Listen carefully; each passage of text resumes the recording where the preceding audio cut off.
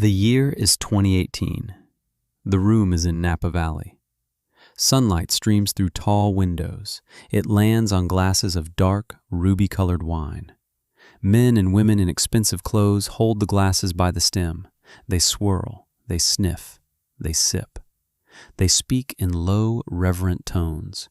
Words like terroir and structure and finish hang in the air. At the front of the room, a man named Antoine Dubois holds up his glass. He is a master sommelier.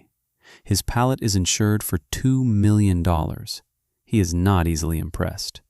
He swirls the wine. He brings it to his nose. He pauses. His eyes close for a moment longer than usual. He opens them. He looks at the bottle on the table. The label is simple, black and white. It says, Vance Thorn. Below that, in smaller letters, 2015 Wild Harvest. He picks up the tasting notes provided by the winemaker. He reads them aloud.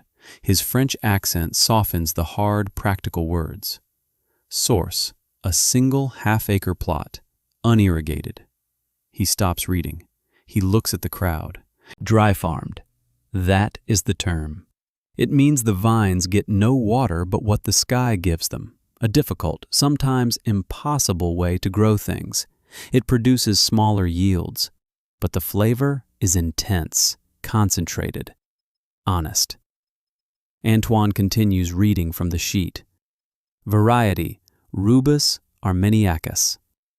Silence in the room. Someone coughs. The sommeliers look at each other. They know the Latin names for hundreds of grape varieties, Cabernet Sauvignon, Pinot Noir, Merlot. They do not know this name.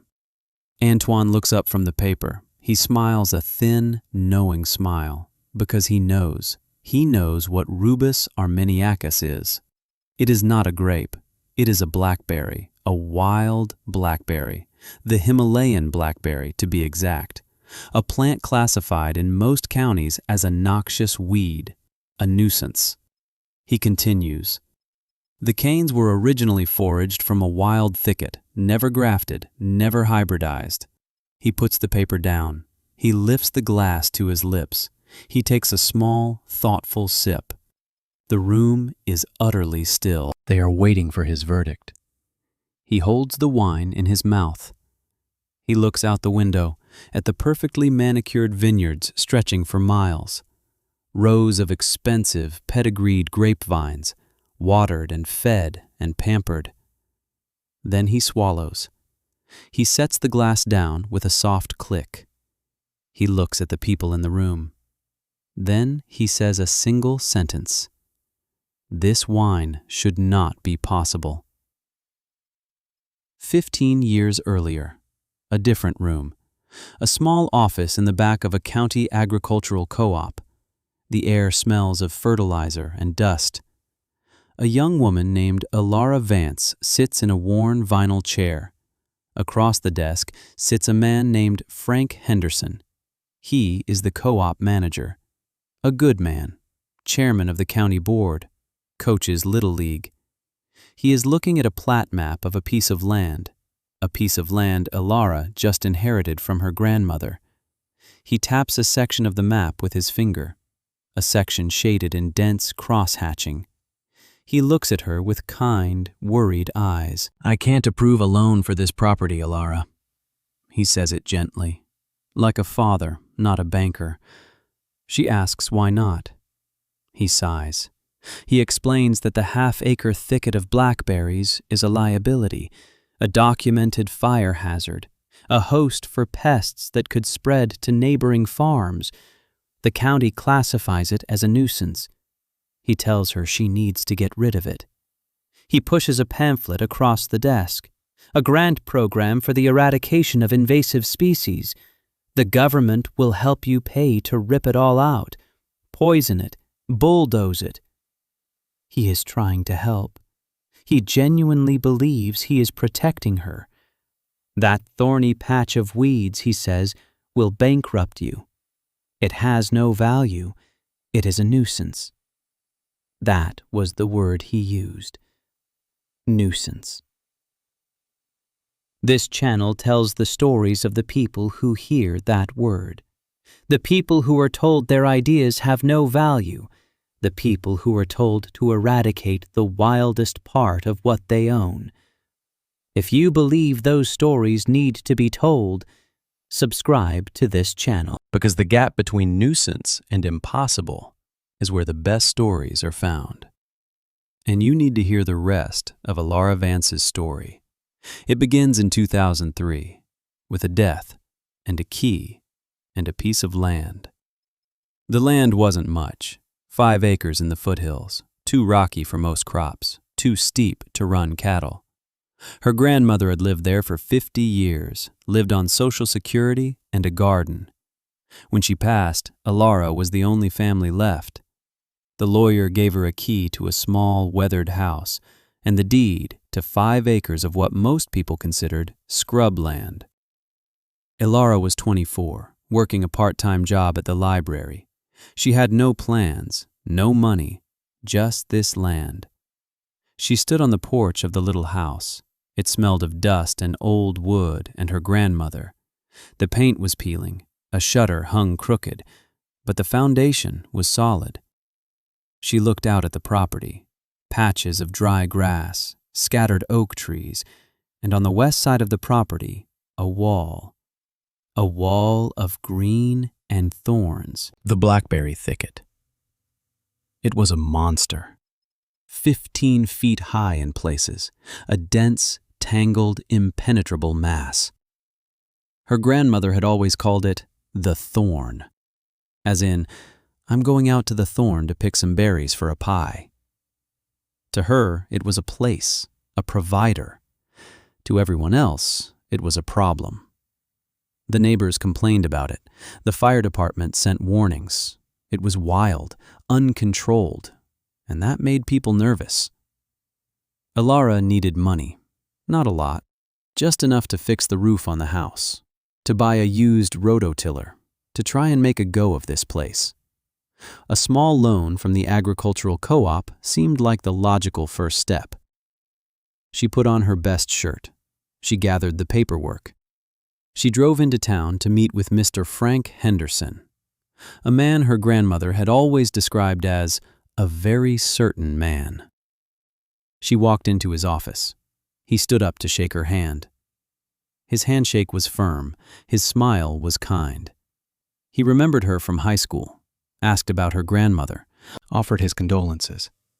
He was decent, honorable, a pillar of the community. These are the most dangerous ones, the ones who limit you not out of cruelty, but out of certainty. He unrolled her plat map, smoothed it out on his desk. He traced the property lines with his finger. He nodded. Good soil in this area, he said. Mostly. A little rocky, but you can make a go of it. Then his finger stopped. It stopped on the crosshatched section, the part marked dense, unmanaged vegetation. What's this here, Alara? She told him. That's the blackberry patch. My grandmother called it the thorn. He leaned back in his chair. The kindness in his eyes was replaced by something else. Concern. Professional concern. He had seen this before. Young people inheriting problem properties, full of hope, empty of capital. He began to explain. He used words like invasive and liability and vector. A vector is a thing that carries disease. He made the blackberries sound like a plague. He said the co-op had a responsibility to its members. Lending on a property with this kind of problem was irresponsible. It puts the neighbors at risk. It puts our investment at risk. It puts you at risk. He spoke for 10 minutes. His voice was calm, reasonable. Everything he said made perfect, logical sense. The berries harbored birds that ate the cherries from the orchard next door. The dry canes were a tinderbox waiting for a spark. The root systems were so aggressive they could crack a foundation. He had facts, he had figures, he had experience. 30 years of it. I've been doing this for 30 years, Alara. I have never seen someone successfully farm a wild thicket. It can't be done. He slid the pamphlet across the desk. the grant for eradication. This is your best option. Let us help you fix the problem. Then we can talk about a loan. Clear the land. Plant something sensible. Almonds, grapes maybe, something with value. He leaned forward. His voice dropped. He was trying to connect with her, to make her understand that he was on her side. I'm not going to be the man who helps a young woman like you fail. And trying to tame that thing is failure, guaranteed. She looked at him. She looked at the pamphlet. She saw the pictures of tractors with giant blades, men in hazmat suits spraying chemicals. The after pictures showed bare, scorched earth. Clean, orderly, dead. She said nothing. She just nodded. She folded the plat map. She took the pamphlet. She thanked him for his time. He stood up, shook her hand again. "You're a smart girl," he said. "You'll make the right choice." She walked out of the co-op. The bell on the door jingled behind her. She got in her old truck. She sat there for a long time. The world had just told her, in the kindest, most reasonable way possible, that the wildest part of her inheritance was worthless. Worse than worthless. A liability. A nuisance. She drove home. The sun was setting. It cast long shadows across the land. She parked the truck and walked to the edge of the thorn. It was buzzing with life. Bees moved from flower to flower. Birds nested in the deep, protected interior. The air smelled sweet and green. She reached out and touched a leaf. She remembered standing in this exact spot with her grandmother. She'd been about 10 years old. She had asked her grandmother why she didn't clear the thicket, why she didn't plant something else. Her grandmother had been holding a small, worn hand trowel. Its wooden handle was smooth from years of use. She ran her thumb over the wood. She looked at the thicket. Then she looked at Alara. "All these men from the county," she said. "They come with their maps and their papers. They think the land is a thing you draw lines on, a thing you own, a thing you control." She pointed the trowel at the wall of thorns. "But that thing there has been on this hill for 100 years, before the maps, before the deeds. It knows the soil. It knows where to find the water when the sky is empty. It knows the sun and the wind. The wild things know where they belong, Alara. You listen to them, not the men with the maps." Alara stood there, at the edge of the twilight. She could still hear her grandmother's voice. "The wild things know." She went inside the house. She made a cup of tea. She sat at the small kitchen table. She took out the pamphlet Mr. Henderson had given her, A Guide to Noxious Weed Eradication. She looked at it. Then she stood up. She walked to the wood-burning stove in the corner. She opened the little iron door. She crumpled the pamphlet into a ball, and she tossed it into the stove. It was not a choice made out of anger or rebellion. It was a choice made out of loyalty, a choice to listen to the land instead of the men with the maps. The next morning she began to work. She didn't have a tractor. She didn't have a loan. She had her grandmother's tools, a shovel, a pair of thick leather gloves, a rusty set of pruning shears, and the small, worn hand trowel. She would not eradicate the thorn. She would manage it. She would not defeat it. She would partner with it. The work was brutal. She started at the edges, clearing away the dead canes from the previous year, a process called thinning. It lets air and sunlight into the plant. The thorns were vicious. They caught on her clothes. They tore at her skin. By the end of the first day, her arms were cross-hatched with red lines. She was exhausted. She had cleared a patch maybe 10 feet by 10 feet. It looked like she had done nothing. The thicket seemed to mock her. She did it again the next day, and the next. Weeks turned into a month. She fell into a rhythm. Cut, drag, pile. The pile of dead canes grew into a small mountain. Her neighbor, a farmer named Silas, drove by on his tractor one morning. He stopped.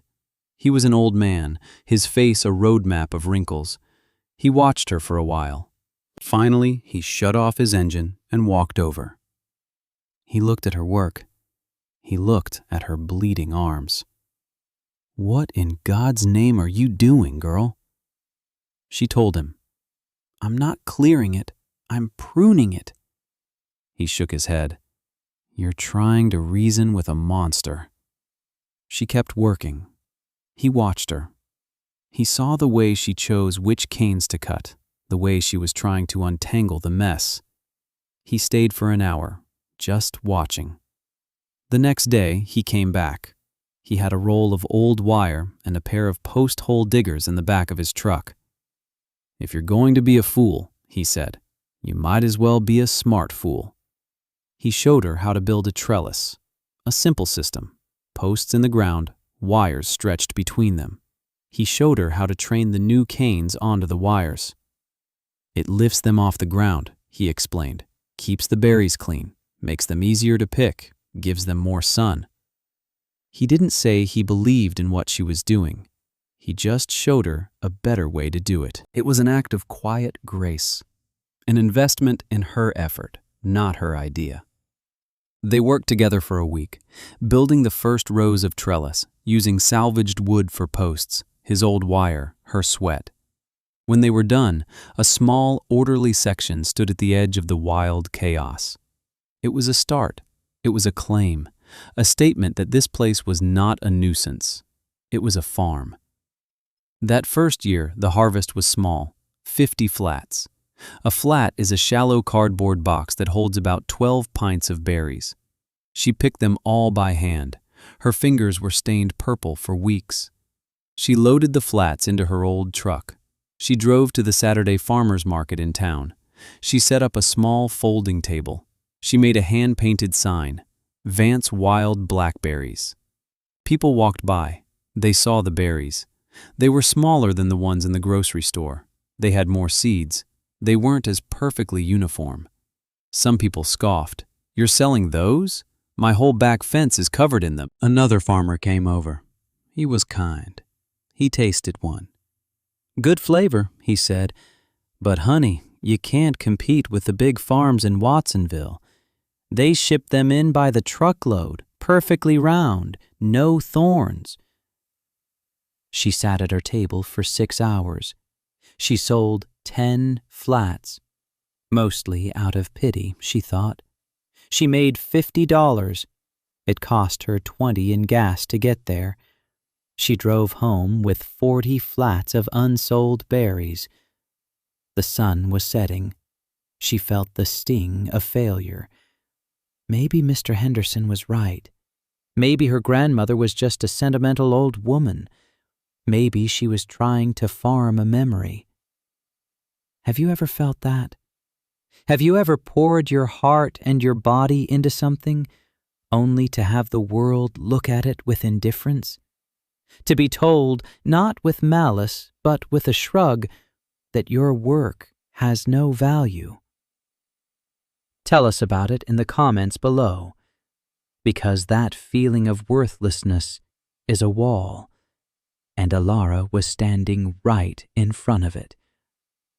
But what she did next is why this story is being told. She didn't quit. She didn't plow it under. She got creative. She took those 40 flats of berries. She spent the next week in her grandmother's kitchen. She found the old canning supplies, the big pots, the glass jars. She made jam, blackberry jam, using her grandmother's recipe: berries, a little sugar, lemon juice. That's it. She filled 200 jars. She made simple labels by hand. Vance Thorn Jam. The next Saturday, she went back to the market. She had her 10 flats of fresh berries. and 200 jars of jam. She offered people a taste, a small spoonful on a cracker. They tasted it. Their eyes widened. The flavor was incredible, intense, sweet, and tart. It tasted like the sun and the soil. It was the taste of something wild. She sold every single jar. She sold all 10 flats of berries to people who wanted to try making their own. She drove home with an empty truck and a cash box full of money. It wasn't a lot. After the cost of the jars and sugar, she had cleared about $400. But it wasn't about the money. It was proof. Proof that there was value here. It just wasn't where everyone else was looking. The next year, she did it again. 2005. The canes on the trellises were stronger. She had learned how to prune them better, to sacrifice quantity for quality. The harvest was 70 flats. She sold it all, berries and jam. She broke even for the year. She paid her property taxes with cash. Frank Henderson saw her at the post office. He asked how she was doing. "Still fighting those weeds?" he asked with a smile. She just smiled back. "I'm managing." 2006. Drought. A hot, dry summer. The creeks ran low. The reservoirs shrank. Farmers with shallow wells had to ration water. Crops withered. Yields were down across the county. But on Alara's 5 acres, something strange was happening. The thorn was thriving. Its roots, deep and old, reached down to water sources other plants couldn't find. The berries were tiny, half the size of a normal year, but the flavor was explosive. The lack of water had concentrated the sugars and acids. Each berry was a tiny purple jewel of pure flavor. That year, a chef from a famous restaurant in the city was on vacation. He was driving through the foothills. He stopped at the farmer's market to buy some tomatoes. He saw Alara's table. He saw the small, dark berries. He tasted one. He stopped. He tasted another. He asked her where she got them. She told him she grew them. He asked her how she irrigated them. She said she didn't. He bought every berry she had. He paid her $5 a pound, on the spot, cash. He gave her his card. "Call me next year," he said. "Before you come to the market, I'll buy everything." That winter, she used the money to buy a used rototiller. Cash. She bought more posts and more wire. Cash. She expanded the trellises. By the spring of 2007, the entire half-acre was a neat, orderly system of posts and wires. The wildness had been given structure. It was a partnership. The chef called in July. He kept his word. He bought her entire harvest. His restaurant got a rave review in a national magazine. The reviewer mentioned the dessert, a simple bowl of wild mountain blackberries from an unnamed farm in the foothills. The next year, 3 other chefs called, then 5. By 2008, she had a waiting list. She sold out her harvest before the first berry was even ripe. She was making a profit, a real one. She fixed the roof on the house. Cash. She bought a newer truck. Cash. She was not getting rich, but she was self-sufficient. She owed nothing to anyone. She had taken a nuisance and turned it into a niche. She had listened to the wild things. And then, one afternoon in August, a car drove up her long gravel driveway. A nice car. A man got out. He was wearing a linen shirt. He looked like he belonged in Napa Valley, not the dusty foothills. He introduced himself. Julian Croft, a winemaker. He had heard about her berries from one of the chefs. He was intrigued. He asked if he could see the plants. Alara walked him out to the thorn. He didn't say much. He walked the rows. He touched the leaves. He examined the soil. He picked a ripe berry and put it in his mouth. He closed his eyes. He stood there for a full minute, just tasting, thinking. "Where is your well?" he asked. "I don't have one," she said. "How do you irrigate?" "I don't. The wild things know how to find water." He looked at her, a long, appraising look. He saw the faded jeans, the scars on her arms from the thorns, the quiet confidence in her eyes. He understood. He was a man who understood terroir, the idea that a place has a taste, and that you can't force it, you can only listen to it. "I want to buy your entire harvest," he said. "Next year, and the year after that. I want an exclusive contract." Elara was hesitant. She had her chefs. They were loyal. He understood. He named a price, $11 a pound.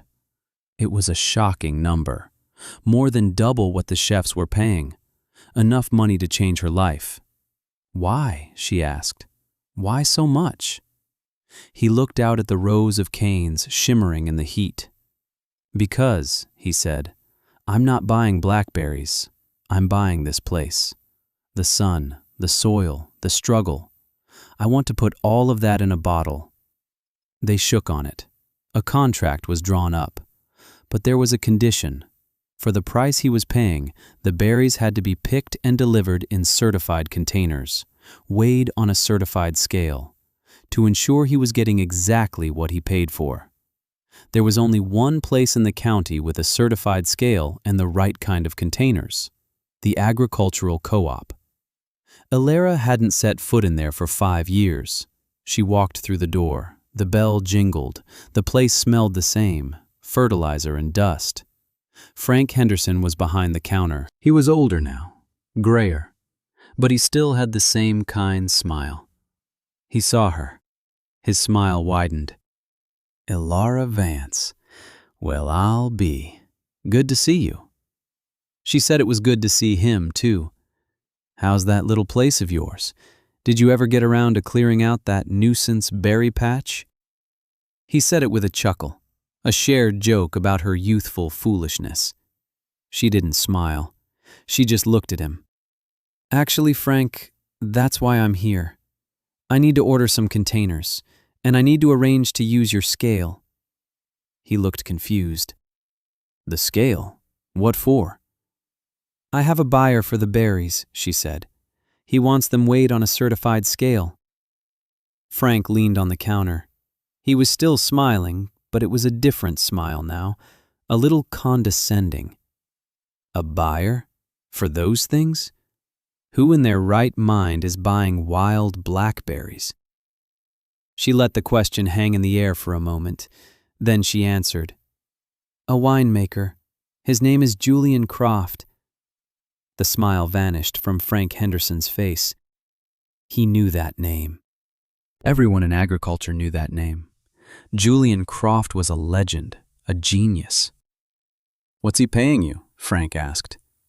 The question was too direct, a little rude, but she answered it. She didn't say it with pride or triumph. She said it like a fact, like stating the weather. $11 a pound. Frank Henderson went silent. His brain, a brain that had been calculating crop yields and market prices for 30 years, started to do the math. A half acre. Managed properly, that could yield, what? Maybe 2,000 pounds? Maybe 2,500 if she was good. 2,500 pounds times $11. His eyes unfocused for a second. $27,500. From a half acre of weeds. From a nuisance. He looked at her. Really looked at her. He saw that she was not the same young woman who had sat in his office 5 years ago. The uncertainty was gone. She had been tested against the land, and she had won. He felt something he couldn't quite name. It wasn't anger. It wasn't jealousy. It was the quiet, hollow feeling of being profoundly wrong, of having your certainty shattered by a fact you couldn't argue with. He had offered her a pamphlet on how to kill her dream, and she had turned it into this.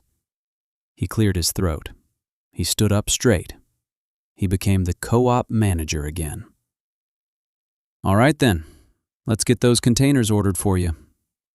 That was it. No apology, no admission, just business. But Ilara knew. Proving someone wrong who thinks they're being kind is the loneliest victory there is. There is no celebration, no "I told you so." There is only the quiet, devastating truth. The wine was first released in 2011. It was called Vance Thorn. It sold out in a week. The critics were baffled and amazed. They wrote about its feral elegance and astonishing complexity. Julian Croft's winemaker notes on the back of the bottle never failed to mention Ilara. He told the story, how she had refused to eradicate the nuisance, how she had listened to the wisdom of the wild things. Ilara's life changed. The money gave her freedom. But she didn't change her life. She didn't move. She didn't buy a fancy car. She kept her old truck. She kept her hands in the dirt. The first thing she did with the new money was buy the 20 acres of undeveloped land behind her property. Cash. Not to farm it, but to protect it, to keep the watershed pure, to ensure the thorn always had the water it needed. Then she did something else. She went to the local community college. She met with the head of the agriculture department. She established a scholarship, the Vance Thorn Scholarship, a $5,000 grant given each year to a female student pursuing a degree in sustainable agriculture, with a special preference for students working on projects involving native or non-traditional plants, the so-called weeds, the nuisances. The first recipient was a young woman named Maria. She was studying the native grasses of the foothills, trying to find drought-resistant species for livestock grazing. The scholarship allowed her to finish her research. Today, her work is being used by ranchers all over the state. The next recipient was studying wild grapes. The next, elderberries. The legacy wasn't just a wine. It was a new generation of growers and thinkers, a generation taught to see value where men like Frank Henderson only saw liability. It was a ripple effect, started by one woman on 1/2 acre of land with a set of old hand tools and a promise she made to her grandmother, a promise to listen to the wild things. Today, if you visit Ilara's farm, not much looks different. The house has a new coat of paint. The truck is a little less rusty, but the work is the same. She is out there every day, pruning, trellising, listening. Inside her kitchen, on a hook by the back door, hangs a small, worn hand trowel. The wooden handle is dark and smooth as stone, worn down by the grip of her grandmother's hand, and now her own. Sometimes at the end of a long day, she will take it down from the hook. She will hold it. She will run her thumb over the wood. It is not an antique. It is not a trophy. It is a reminder, a physical piece of the past, a reminder that the most valuable knowledge is not always found in books or reports. Sometimes it is found in the calloused hands of the people who came before you. It is a reminder that the most dangerous limitation is the one imposed by someone who genuinely believes they are protecting you. Certainty about another person's capabilities, delivered with kindness, is more damaging than outright hostility. Because you cannot fight it with anger, you can only disprove it. With decades of work, with the quiet evidence of your own success. Right now, somewhere in the world, someone like Ilara is sitting in an office, across from someone like Frank. They are being told their idea is a nuisance. Their passion is a liability. Their dream is a weed that needs to be eradicated. They are being handed a pamphlet on how to kill the wildest, most valuable part of themselves. If you know that person, share this story with them. Share it not as a lesson, but as a seed, a reminder that the things the world calls weeds are often just flowers in the wrong garden. And sometimes you have to build a new garden to let them bloom. Subscribe for more stories about the quiet gardeners of the world, the ones who prove the men with the maps wrong, one wild harvest at a time.